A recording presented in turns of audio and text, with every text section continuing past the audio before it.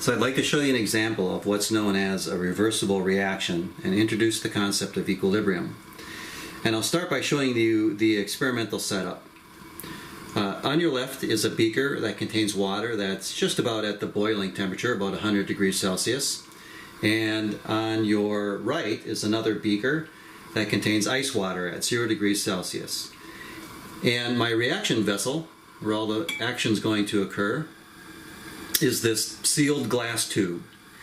And this glass tube was made by evacuating all the air out of it and then just pumping it full of NO2 gas. And NO2 gas is a really toxic brown gas. This is the same gas that makes photochemical smog on hot days, makes the air look kind of brown.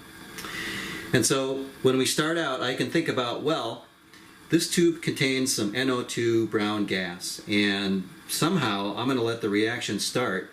And what NO2 can do is two of them can come together and transform into N2O4, which is a colorless gas that we can't see.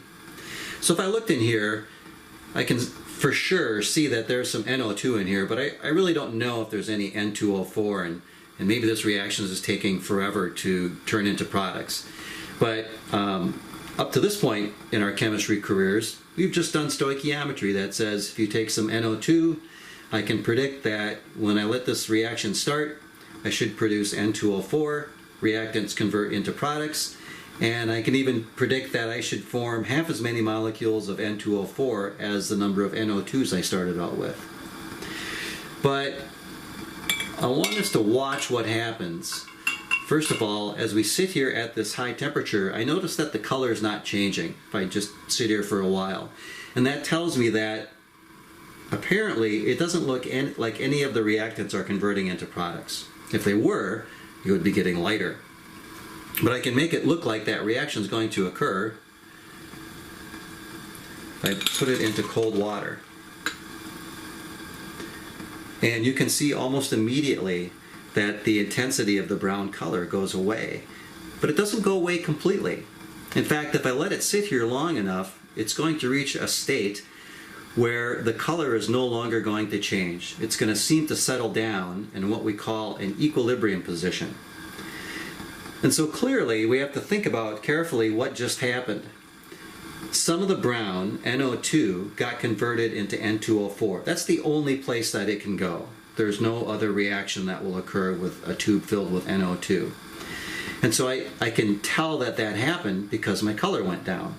So now when I look inside this tube, I analyze it, I can say, well, if I compare this to a similar tube at high temperature, which I'll pop right in there, clearly the tube on your left is darker and contains more NO2 than does the tube that's over here on your right, because it's darker. So this one has apparently more N2O4 and less NO2. But if I just swap these out, I can change those proportions. Apparently this reaction says at high temperature it likes to have more NO2 and less N2O4, and at low temperatures this reaction has more N2O4 and less NO2. And the idea that I can go back and forth and change the relative proportions is what is called a reversible reaction. I can push this reaction one way or the other. And it also tells us that inside the tube at any temperature, both the forward and reverse reactions are probably happening at the same time. Some NO2 is being converted to N2O4, and some N2O4 is being converted back into NO2. So let's just watch me push that back and forth by changing the temperature. So each one of these tubes contains what's called an equilibrium mixture. So equilibrium in this sense does not mean equal quantities of reactants and products. Clearly, if these are both at equilibrium, they can't contain the same amount of reactants and products in this tube as there are in this tube. They're not the same color. What equilibrium means is that the rate of the forward direction, the rate at which NO2 is being converted into N2O4, is the same as the rate at which that N2O4, which I can't see, is being produced, converted into brown NO2. I know that that rate, those two rates must be the same because the color no longer changes. Same thing over here.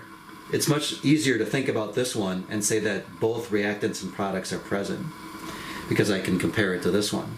But they're both at equilibrium. The rates are the same, but the proportions of the reactants and products are different. And it's those different proportions that exist at different temperatures or under different types of conditions that we call a position of equilibrium. The rates in the forward and the reverse directions are the same, but the concentrations or amounts of reactants and products that exist and never change